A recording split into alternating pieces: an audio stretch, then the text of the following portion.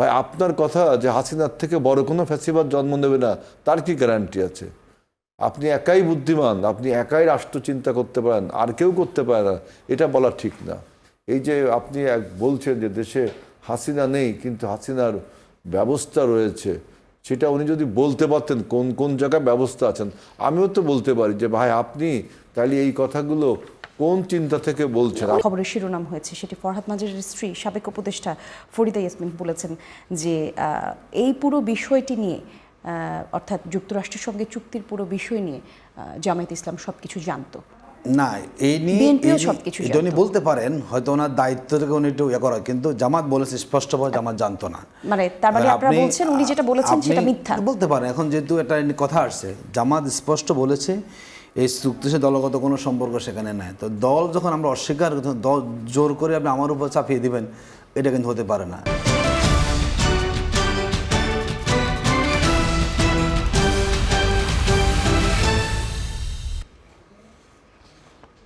দর্শক, আমন্ত্রণ আপনাদের সবাইকে নতুন বাংলাদেশের আয়োজনে। এই আয়োজনে আমরা দেশের রাজনীতি, অর্থনীতি, মানুষের অধিকার এবং আইন শৃঙ্খলার সার্বিক বিষয় নিয়ে আলোচনা করবার চেষ্টা করি। ধারণা দিতে চাই দেশের সার্বিক পরিস্থিতি কি, সাধারণ মানুষের অধিকার প্রতিষ্ঠা করার ক্ষেত্রে যে সকল বিষয় গুরুত্বপূর্ণ সেই সকল বিষয় নিয়েও আমরা কথা বলবার চেষ্টা করি এবং সে কারণেই রাজনীতি অঙ্গনের গুরুত্বপূর্ণ মানুষরা আমাদের সঙ্গে যুক্ত হন।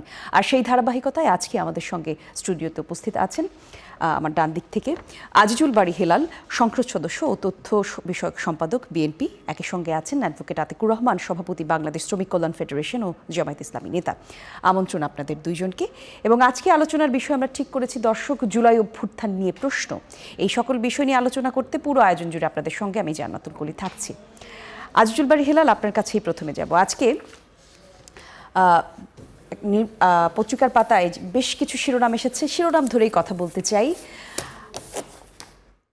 যুক্তরাষ্ট্র বাংলাদেশের রিজিম চেঞ্জ অর্থাৎ সরকার পরিবর্তন করেছে, তারাই এখনো ক্ষমতায় এবং ক্ষমতা আমাদের হাতে নেই, এই মন্তব্য করেছেন রাজনীতি চিন্তিক ফরহাদ মাঝার। তিনি এই কথা বলেছেন, কিসের ভিত্তিতে এই কথা বললেন বিস্তারিত কিছু ব্যাখ্যা দেবার চেষ্টা করেছেন তিনি। একটু আপনার কাছে শুনবো যে এই কথার বা এই মন্তব্যের কোনো ভিত্তি আছে কিনা।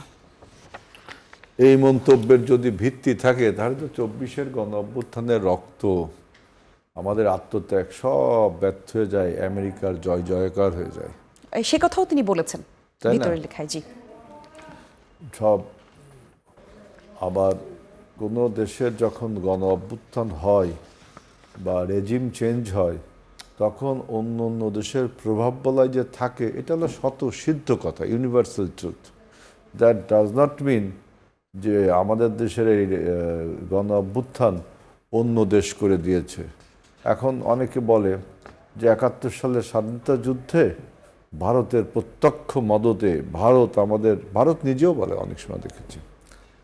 আপনি একজন বাংলাদেশি নাগরিক হিসাবে কি এটা বিশ্বাস করেন এটা, যে আমাদের 30 লাখ শহীদ বা আমাদের মানুষের অজস্র সংগ্রাম তার কি হলো? অতএব এই যে কথাগুলো, এই কথাগুলো রাজনীতিতে কিছুক্ষণের জন্য একটা বাবল তৈরি করে, কিছুক্ষণের জন্য। আবার এই কথাগুলো নিয়ে আপনি রাজনৈতিক তর্ক বিতর্ক চালিয়ে যেতে পারেন। আমাদের দেশের মানুষ রক্ত দিয়ে আত্মত্যাগ করে হাসিনা রেজিমকে চেঞ্জ করেছে, এটা হলো সবচেয়ে সত্য কথা। এখন এই চেঞ্জের জন্য যে সমস্ত ক্যাটালিস্ট বা প্রভাবক কাজ করে, টোটাল দেশের জনগণ, এর সাথে বাংলাদেশ যেহেতু গ্লোবালি ভেরি মাচ কানেক্টেড একটা দেশ, এখন প্রান্তিকভাবে থাকা সম্ভব না। গ্লোবালি কোনো কোনো দেশ আমাদের সেই অভ্যুত্থানকে, আমাদের সেই রেজিম চেঞ্জকে সমর্থন দিতেই পারে, আবার নাও দিতে পারে। জি, আমি আরেকটু আপনাকে স্পষ্ট করে পয়েন্ট ধরিয়ে দিই, তাহলে আপনার কথাগুলো বলতে আরেকটু সহজ হবে। তিনি বলেছেন সরকার পরিবর্তনের দাবির ক্ষেত্রে তিনি বলেছেন নির্বাচনের মাধ্যমে শেখ হাসিনাকে বাংলাদেশ থেকে উৎখাত করা হয়নি, বরং মার্কিন যুক্তরাষ্ট্র এখানে রিজিম চেঞ্জ ঘটিয়েছে। একই সাথে তিনি বলেছেন বর্তমানে যে পরিস্থিতি, এটিকে হাসিনাহীন হাসিনা ব্যবস্থা বলা যেতে পারে, এই ব্যাপারে তিনি আখ্যা করেছেন এবং বলেছেন এটিকে টিকিয়ে রাখার সমালোচনা করে পর্যালোচনারও তাগিদ তিনি দিয়েছেন। এই যে এতগুলো বিষয়, অর্থাৎ বাংলাদেশের মোড় এখন তাহলে কোন দিকে যাচ্ছে? আসলেই বাংলাদেশ মানে সরকার পরিবর্তনের পরেও একই রকম শক্তির হাতে আছে কিনা? উনি বলছে হাসিনা বিহীন কিন্তু হাসিনার রেজিম চলছে, তাই বলছে না? এখন আমার তাহলে প্রশ্ন, উনি যে রেজিমের কথা, উনি যে পোস্টুলেটস বা যে প্রপোজালসগুলো দেয়, আপনারা তো ওনার ফেসবুক পেজ দেখেছেন, ওনার বিভিন্ন টক শো দেখেছেন, আপনার ইউটিউব চ্যানেলে উনি যেসব বক্তব্য, যে সমস্ত প্রপোজালস দেশের জন্য, জনগণের জন্য দেয়, জি ওইটা রাইট। এটা কলম মানসিকতার লোক, মানে তিনি যা বলেছেন তাই রাইট, আমরা বা অন্যরা যারা বলছেন সেটা রাইট না, এইটাকে বলা হয় ফ্যাসিবাদ, এইটাকে বলা হয় স্বৈরাচার। মানে এটা চিন্তার স্বৈরাচার, চিন্তায় ফ্যাসিবাদ। উনি যেটা চিন্তা করছেন, উনি বলছেন যে এখন হাসিনাবাদ চলছে, তো এটা একটা বলছে না যে হাসিনাবাদ চলছে, তাইলে আমরা তো বলছি যে না, একটা নতুন বাংলাদেশ চলছে, একটা নতুন একটা সংসদ, নতুন একটা রাষ্ট্র মেরামতের জন্য জুলাই সনদ, জি আমাদের নতুন একটা ইকোনমিক পলিসি, নতুন একটা আপনার এগ্রিকালচার বলেন, এডুকেশন বলেন পলিসি। সবচেয়ে বড় হলো যে হাসিনার সেই মানুষের বাক স্বাধীনতা কেড়ে নেওয়ার সেই পলিসি এখন আর নেই, সেই ডিএসএ অ্যাক্ট নেই, সেই সিএসএ অ্যাক্ট নেই, সেই গুম নেই, সেই খুন নেই, সেই নির্যাতন নেই। জি তাহলে কি এটাকে হাসিনা রেজিম হলো? এখন উনি বলতে চাচ্ছেন যে উনি যেভাবে ফর্মুলা দিয়েছিলেন বাংলাদেশের মানুষকে, এরকম অনেকে ফর্মুলা দেন, সব ফর্মুলা, যাদের ফর্মুলাকে আমরা অনার করছি না, সে বলছে যে আর একজন ট্যাগ লাগিয়ে দিল যে হাসিনাবাদ চলছে। ভাই, আপনার কথা যে হাসিনার থেকে বড় কোনো ফ্যাসিবাদ জন্ম নেবে না, তার কি গ্যারান্টি আছে? আপনি একাই বুদ্ধিমান, আপনি একাই রাষ্ট্র চিন্তা করতে পারেন, আর কেউ করতে পারে না, এটা বলা ঠিক না। এই যে আপনি বলছেন যে দেশে হাসিনা নেই কিন্তু হাসিনার ব্যবস্থা রয়েছে, সেটা উনি যদি বলতে পারতেন কোন কোন জায়গায় ব্যবস্থা আছেন, আমিও তো বলতে পারি যে ভাই আপনি তাহলে এই কথাগুলো কোন চিন্তা থেকে বলছেন, আপনার চিন্তার সোর্স ছোট করে কি? একটু ব্যাখ্যা দেওয়ার চেষ্টা করেছেন যে বাংলাদেশের সামনে অনেক বড় বিপদ আসছে, বাইরে হিন্দুত্ববাদী বিপদ চলছে, আসতে পারে, এবং আমাদের যে বিপ্লবী চেতনা, সেখানে এখন আমাদের ঐক্যবদ্ধ হওয়ার সময়। একই সাথে বলেছেন যে বিচার করবার যে শক্তি জনগণের হাতে এসেছিল, সেটাকে সাংগঠনিক ক্ষমতা দেওয়া হয়নি। তিনি বলেছেন জনগণকে সামষ্টিকভাবে যেই ক্ষমতা জনগণের কাছে আগস্টের পর এসেছিল, সেই ক্ষমতা জনগণের হাত থেকে বেহাত হয়ে গেছে। তাহলে কি বিএনপি সরকার গঠন করার পর জনগণের যে অধিকার প্রতিষ্ঠা হবার কথা ছিল, সেটি আর থাকছে না, এরকম কোনো কিছু ইঙ্গিত দিচ্ছে? ওনার কথাবার্তাগুলো খুব মানে গ্লুমি টাইপের, খুব সুপারফিশিয়াল টাইপের। দেখেন, যে বলছে যে হিন্দুত্ববাদের চ্যালেঞ্জ, বৈশ্বিক চ্যালেঞ্জ, সব চ্যালেঞ্জ, এইসব চ্যালেঞ্জ তোমাকে মোকাবেলা করতে হবে। আপনি কি মানে life is not a bed of rose, এটা পুষ্পসজ্জা না, এটা কোনো চ্যালেঞ্জ আছে। এই চ্যালেঞ্জগুলো মোকাবেলা করে এগিয়ে যাওয়া তো জীবন, এবং রাষ্ট্রকেও সেই এইসব চ্যালেঞ্জে অনেক, শুধু হিন্দুত্ববাদ না, ইকোনমিক চ্যালেঞ্জ আসতে পারে, সামাজিক চ্যালেঞ্জ আসবে। এই যে হঠাৎ করে তেলের একটা চ্যালেঞ্জ আসলো, আমরা কিছু মোকাবেলা করেছি না? এখন তো সেই সমস্যা নেই। আপনার হামের একটা উপসর্গ এখন চলছে, it's a challenge for us. আমরা আরোপিত একটা সমস্যা আমাদের উপরে, এই চ্যালেঞ্জ আমরা নিচ্ছি না। এখন বলছে জনগণের ক্ষমতা জনগণের কাছ থেকে নিয়ে গেছে। কিভাবে জনগণের ক্ষমতা বলতে উনি কি বুঝান? জনগণের ক্ষমতা প্রতিনিধিত্ব করে রাজনৈতিক দলগুলো, তাই তো? একদম। সমস্ত জনগণ মিলে কে নেতা? ভোটের মাধ্যমে যাদেরকে নির্বাচিত করা হয় তারা। না, প্রথম হচ্ছে আমি রাজনৈতিক দলগুলো, প্রথম হচ্ছে রাজনৈতিক দলগুলো। এইবার যে রাজনৈতিক দল ভোটে ক্ষমতা মানে দায়িত্বটা পেল, তিনি একাই জনপ্রতিনিধি না, বিরোধী দল জনপ্রতিনিধি। তাহলে জনগণের ক্ষমতা জনগণের কাছে আছে। উনি যে থিওরিটা দিলেন জনগণের ক্ষমতা বেহাত হয়ে গেছে, বেহাত হয়ে জনগণের ক্ষমতা কার কাছে গেছে? কোনো অনির্বাচিত প্রতিনিধির কাছে গেছে?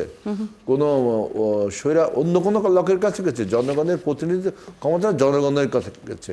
এখন বলছে জনগণের সাংগঠনিক ক্ষমতা। জনগণের সাংগঠনিক ক্ষমতা বলতে উনি কি বোঝাচ্ছেন? জনগণের সাংগঠনিক ক্ষমতা মানে জনগণ যে সমস্ত রাজনৈতিক সংগঠন গড়ে তুলছে, এটা জনগণের সাংগঠনিক ক্ষমতা।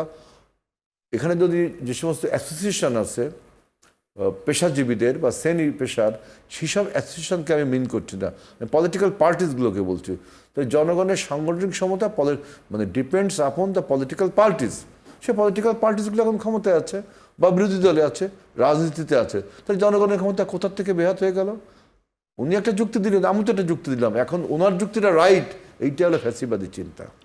আমি যদি মনে করি আমার যুক্তি রাইট, আমারটাও তাই হবে। ধন্যবাদ আপনাকে। আতিকুর রহমান, আপনার কাছে আসি একটু। যে বক্তব্য আসলে নিয়ে আমরা কথা বলছিলাম, বলা হচ্ছে যে যুক্তরাষ্ট্র এখন এই রেজিমে আছে। এই পুরো বিষয়টি নিয়ে যখন আসলে আলোচনা হয় তখন একটু পেছনের দিকে যেতে হয়। হাসিনার সরকার যখন পতন হয় তখন একদম যেতে যেতে শেখ হাসিনা বলেছিলেন যে যুক্তরাষ্ট্রের সঙ্গে যদি চুক্তি সই করে ফেলা যেত তাহলে তার চেয়ার টিকে যেত এবং তার দায়িত্ব থেকে তাকে হয়তো এভাবে চলে যেতে হতো না, বা হাসিনাবিহীন যেই রাষ্ট্র ব্যবস্থা আমরা কথা বলছি এই অবস্থায় আসতো না। মার্কিন যুক্তরাষ্ট্রের সঙ্গে যেই চুক্তি, আবার এখন এই যে দেশের যারা রাজনীতিচিন্তিক তারা যেরকম বার্তা দিচ্ছেন, সত্যিটা আসলে কি? ধন্যবাদ আপনাকে, ধন্যবাদ আমাদের সহ-আলোচক এবং যারা শুনছেন, আমরা সবাইকে শুভেচ্ছা সালাম জানাচ্ছি। এবং প্রথমত হচ্ছে দেশের যে কোনো নাগরিকই তার মত প্রকাশ স্বাধীনতা আছে। আমি কখন কি চিন্তা করি, এই চিন্তা আমি আমার বিভিন্ন মাধ্যমে প্রকাশ করতে পারি। যিনি বক্তব্য দেন তিনি ভালো বলতে পারবেন তিনি কোন প্রেক্ষাপটে বক্তব্যটি দিয়েছেন। কিন্তু যারা আমরা মনে করি দেশের ক্ষমতার পট পরিবর্তনে আমাদের জনগণের ভূমিকাটা মুখ্য মনে করি। দেখুন, যে কোনো বাংলাদেশটা তো এখন গ্লোবাল ভিলেজের অংশ, এবং বাংলাদেশ কেন যে কোনো রাষ্ট্রের ইলেকশন কিন্তু সারা বিশ্ব সেখানে তার জায়গাতে তারা সজাগ থাকেন, সক্রিয় থাকেন, নানা ধরনের পদক্ষেপ গ্রহণ করে থাকেন। আমাদের বাংলাদেশও ইলেকশন যখনই নানা কত ইলেকশনে এসেছে, কিন্তু আমরা মনে করি না যে আমেরিকার মতো রাষ্ট্র এসে আমাদের ক্ষমতা বসিয়ে দিয়েছে। হ্যাঁ, প্রত্যেক রাষ্ট্রের ইন্টারেস্ট থাকে, ডিপ স্টেটের কিছু ভূমিকা থাকে, কিন্তু আমরা দেখলাম বিগত 3টে ইলেকশন 2014, 2018 এবং 2024-এ আমাদের পার্শ্ববর্তী দেশের সরাসরি ভূমিকা আমরা দেখেছি। কারণ আমেরিকার ভূমিকাটা অনুমান করা যায়, ধারণা করে বলা যায় নানা কারণেই, কিন্তু আমাদের পাশের দেশের তো আমরা প্রত্যক্ষ ভূমিকা দেখি। 2018 দেখলাম তাদের পররাষ্ট্রমন্ত্রী এসে তারা কী বলেছেন, এবং বাংলাদেশের মানুষ যখন ইলেকশন বর্জন করে তারা তখন ইলেকশনটাকে তারা স্বাগত জানিয়েছেন। কিন্তু আমরা যেটা মনে করি যে আমাদের জাতি যখন ঐক্যবদ্ধ থাকবে, নানাবিধ কথা আসবে, নানা ধরনের কথা আমরা শুনবো, এগুলো শুনে থাকবো আমরা, কিন্তু এটিকে আমাদের জনগণের যে ক্ষমতায়ন, জনগণের যে ম্যান্ডেট, এই ম্যান্ডেটের বাহিরে গিয়ে আমরা ভিন্ন কোনো দেশ প্রেসক্রিপশন করে এখানে ক্ষমতা বসিয়েছি, বিশেষ করে মার্কিন যুক্তরাষ্ট্রের ক্ষেত্রে, এটা আমরা মনে করতে চাই না। দেখুন, যেই চুক্তি নিয়ে কথা আসছে এটা নিয়ে আমাদেরও বক্তব্য আছে। এটা নিয়ে আমরা মনে করি রাজনৈতিক দলগুলো জানা উচিত যে আসলে সেই চুক্তিতে বাংলাদেশের স্বার্থ কতটুকু ক্ষুণ্ণ হয়েছে, কিংবা আমার দেশটাকে সেখানে দাসত্বের শৃঙ্খলে আবদ্ধ করা হয়েছে কিনা, এটা আমাদেরও জানার কোশ্চেন। তো আমরা বলবো রাজনৈতিক দলগুলো যারা এখন ক্ষমতা আছেন, বিরোধী দলে আছেন, আসলে এই চুক্তি কী হয়েছিল, কেন এই চুক্তি নিয়ে এত কথা আসছে, নিঃসন্দেহে সরকারকেও খোলাসা করা উচিত। এবং যদি সেটি নন ডিসক্লোজার চুক্তি, এটা কিভাবে এখন খোলাসা যদি হবে? সেটি আমার দেশে জনগণের বিরুদ্ধে যায়, পরিপন্থী, আমার মনে করি অবশ্যই যদি দেশের জনগণ মনে করে যে না আমরা এই চুক্তি আমাদের দেশের জন্য ক্ষতিকর হবে, জনগণের রাইট থাকে সে নিয়ে কথা বলার, এবং সরকারের দায়িত্ব থাকে জনগণকে স্পষ্ট করে বলা যে হ্যাঁ এই চুক্তিটি হয়েছে, এখানে আমাদের দেশের স্বার্থ এই পরিমাণ, ওনাদের স্বার্থ এই পরিমাণ। কিন্তু জনগণকে দোয়াশার মধ্যে রেখে আমরা এটা নিয়ে আরও ডালপালা বিস্তার হবে, এবং এটা আরও বেশি মানুষের ধারণা সেখানে তৈরি হয়ে যাবে।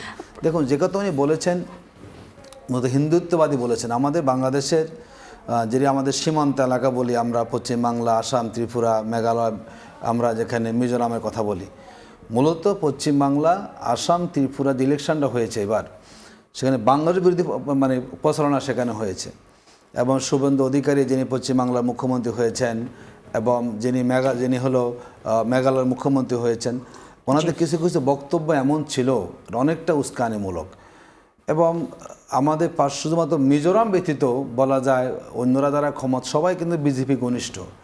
তো আমরা মনে করি যারাই যেখান থেকে হুমকি যাই দেখ, যদি জনগণ যদি ঐক্যবদ্ধ থাকে, যদি রাজনৈতিক দলগুলো তারা ঐক্যবদ্ধ থাকতে পারে, তাহলে কোনো হুমকি আমার মনে করি বাংলাদেশে কোনো ক্ষতিকর করতে পারে। এটা নিয়ে আপনারা এখন কথা বলেছেন, আগে কেন কথা বলেননি? প্রথম কথা হচ্ছে এটা, তখন তো আপনাদের প্রশ্ন করবার কথা ছিল। অন্তর্বর্তী সরকারের সঙ্গে তো সম্পর্ক খুব খারাপ ছিল না, অবশ্য সময় খুব কম ছিল, সেটা হচ্ছে প্রথম কথা। দ্বিতীয় কথা হচ্ছে গতকালকে এই প্রসঙ্গের যেই খবরের শিরোনাম হয়েছে, সেটি ফরহাদ মাজারের স্ত্রী সাবেক উপদেষ্টা ফরিদা ইয়াসমিন বলেছেন যে এই পুরো বিষয়টি নিয়ে অর্থাৎ যুক্তরাষ্ট্রের সঙ্গে চুক্তির পুরো বিষয় নিয়ে জামায়াত ইসলাম সবকিছু জানতো? না, এই নিয়ে বিএনপিও সবকিছু এটা উনি বলতে পারেন, হয়তো ওনার দায়িত্ব থেকে উনি একটু ইয়ে করা, কিন্তু জামাত বলেছে স্পষ্টভাবে জামাত জানতো না। মানে তার মানে আপনারা বলছেন উনি যেটা বলেছেন সেটা মিথ্যা? বলতে পারেন, এখন যেহেতু একটা কথা আসছে, জামাত স্পষ্ট বলেছে এই চুক্তির সাথে দলগত কোনো সম্পর্ক সেখানে নাই। তো দল যখন আমরা অস্বীকার, দল জোর করে আপনি আমার উপর চাপিয়ে দিবেন, এটা কিন্তু হতে পারে না। তো উনি আমার কিন্তু কাছে নিজের মনে হয় দায়িত্ব থেকে বলেছেন আপনারা অবগত, অর্থাৎ জামায়াত এবং বিএনপি দুই দলই অবগত। তার মানে আপনারা বলতে চাইছেন যে তিনি এই যে ইনফরমেশনটি দিয়েছেন সেটি ভুল? না, দেখুন, উনি তো একটা পার্ট ছিলেন সরকারের, ঠিক না? ওনার একা বক্তব্যকে আমি ধরে নিতে পারি না। এটা যেহেতু জাতীয় ইস্যুতে আমরা মনে করি সেখানে বক্তব্য আসা উচিত। উনি কি বলেছেন তার উপরে ভিত্তি করে আমরা বলবো না আমরা করেছি, না। যেহেতু আমরা এই ব্যাপারে বলেছি, আমাদের দলীয় আমির বলেছেন যে এটা জামাত ইসলামী অবগত ছিল না, আমরা জানতাম না, সেটাকে রাইট আমরা ধরে নেন। উনি বলতে পারেন, আমাদের থেকে বলতে পারেন। একটা জিনিস জানা আর একটা জিনিস তারপরে তো এই বিষয়ে আর কোনো বক্তব্য আসলো না, আপনারা কোনো সংবাদ সম্মেলন করলেন না, কথা বললেন না, দায়িত্ব জায়গা থেকে কেউ কিছু জানালো না। আমি এটা বলি, এটার ব্যাপারে আমার কাছে মনে হয় আমাদের বর্তমান পররাষ্ট্রমন্ত্রী ভালো বলতে